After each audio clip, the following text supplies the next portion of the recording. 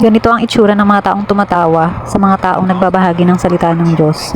Yung iba, sinasaktan, nilalait ang mga disciple ni God. Kagaya na lang itong video na ito. Sinipa niya yung lalaki, ayan. Ang ganito namang isa, sinisigaw-sigawan yung street preacher. Galit na galit siya. Tapos itinulak pa niya siya dyan. And kapag naman tumingin tayo sa Facebook, nakita natin na nag-share ng gospel. Pag na-stalk natin, bigla nating i-unfollow and i-unfriend. Nakakalungkot. Pero sabi nga ng Panginoon, kung sinong nagbabaliwala sa Kanya at nahihiya sa salita Niya, ikakahiya Niya din sa huling mga araw. At ang katapusan nila ay matinding pagdurusa. Nag-umpisa ka na, tawa ka ng tawa, magtatapos ka na ikaw ay hagulhol ng hagulhol. I just wanna speak the name of Jesus.